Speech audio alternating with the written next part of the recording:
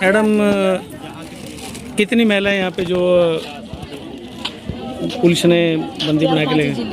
कितनी महिलाएं हैं? ये 4-5 जिलों से महिलाएं हैं और ये महिलाएं कम से कम भी 200-250 की संख्या में महिलाएं हैं और हम अपना प्रदर्शन अति शांतिपूर्वक ढंग से लेके जा रहे थे। कहाँ पे जा रहे थे आप लेके? हम विधानसभा जा रहे थे।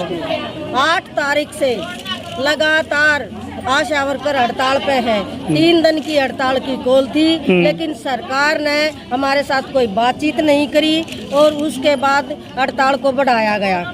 सिर्फ 3 दिन की कॉल शुरू में दी थी, लेकिन सरकार बातचीत नहीं करना चाहती है। सरकार आशाओं से 24 घंटे काम ले रही है। आपकी मेन मांगे क्या है?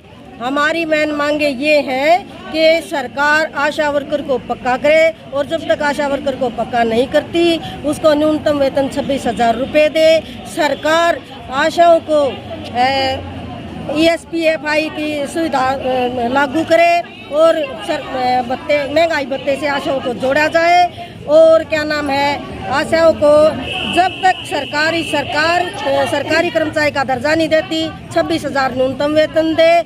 2018 में जो फैसला लागू किया था सरकार ने, समझौता किया था, वो सरकार ने अभी तक लागू नहीं किया है। सरकार के लगातार आशा वर्कर सरकार के आंदोलन में है 5 साल से। आशा के काम इतने बढ़ा दिए कि उनको दिन रात 24 घंटे काम। मैडम आपका नाम क्या है? आशा है, मेरा नाम अनीता है। आशा 24 घंटे की ड्यूटी करती है और आशा कहाँ के रहने वाले हो आप?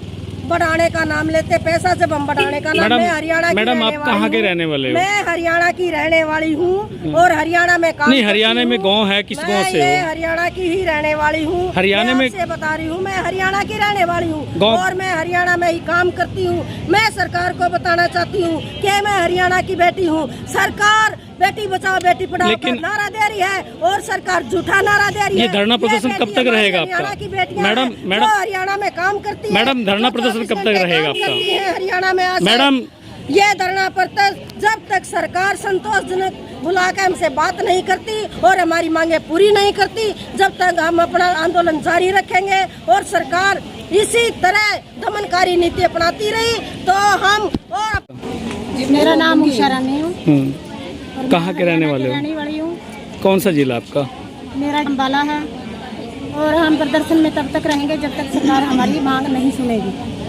क्या नाम है मैडम मेरा आपका? नाम कृष्णा है। मैं सोनीपत से हूँ, हरियाणा की मैं बेटी हूँ। मैं सरकार की खास निंदा करना चाहती हूँ क्योंकि हम एक महिलाएं हैं और वो बेटी बचाओ और बेटी पढ़ाओ का नारा देते हैं। ये कौन से देश का कानून आ गया? ये किस मंत्री ने इसको कानून बना कर पास कर दिया कि रात को महिलाओं के घर में जाते और पुलिस वालों को वहाँ पे बिठा देते हैं? क्या हमने कोई क्राइम कर क्या है? किसी के घर भी 11 बजे 12 बजे 1:30 बजे 2 बजे कोई टाइम हुआ? ये हमारे फ़ोन भी ट्रेस किए जा रहे हैं। क्या हमने कोई क्राइम किया है? जब हमने इसमें कोरोना योद्धा बन के हमने काम किया था, दिन रात अपनी जान जोखिम में रख के काम किया था, जब सरकार ने हमारे पीछे CID नहीं लगाई, जब उन्होंने हमें ये नहीं कहा कि तुम्हारे पास सुरक्षा के कोई कवच कोई साधन है या नहीं है, तुम काम कैसे कर रही हो बेटियों, जब हमारी सुध बुध लेने के लिए नहीं आए और आज हमारे पीछे ही डाल पुलिस और CID लगा दी उन्होंने। जैसे हम दूसरे देश तक पाकिस्तान तक का गद्दार बन गया हूँ। अपने देश में बम गोला छोड़ने थी, आगे हम क्या हथियार ले रहे हैं? हम अपनी एकता ही तो लेके आ रहे हैं, अपना हक ही तो लेके आए थे। हमने एक वोट दे के सरकार को, खट्टर सरकार को विधानसभा में भेजा है, हमने उनको मंत्री बनाया है और उन्होंने इसके बदले में इसकी एवज में हमें आज ये सिला दिया कि जबरदस्ती में गाड़ियों से उतार कर थाने के अंदर हमें ताला लगा के हमें बिठाया गया। सुबह से एक बार चाय पानी पिला के इन्होंने हमारे कुछ भी सुध बुध नहीं ली और अब तक हम भूखे बैठे हैं। चाहे कोई ऐसा बेसुध हो जाए, उसको बीमार हो जाए, दौरे पड़ जाए, अगर हमें कुछ हो गया तो सरकार जिम्मेदार होगी इस बात के लिए। हमने बार बार रोटियों की मांग कर ली है, अब तक सरकार जब लेकर बिठा रखी है तो उनके खाने का भी ध्यान रखना चाहिए, उनकी हरी बीमारी का भी ध्यान रखना चाहिए।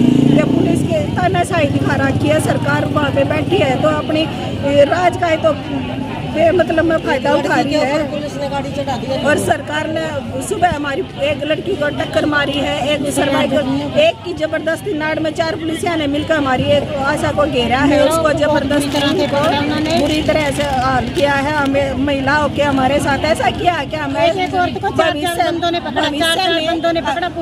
भविष्य में गाड़ी में फेंक रहे थे वो। हम क्या उम्मीद लगाएंगे 2024 में जब ये हमारे पास वोट मांगने के लिए आएंगे? कौन से हमारे अधिकारों की रक्षा करेंगे? क्या सोच के हम इनसे क्या उम्मीद लगाएंगे, हम क्या सोच के हमको अपनी वोट देंगे।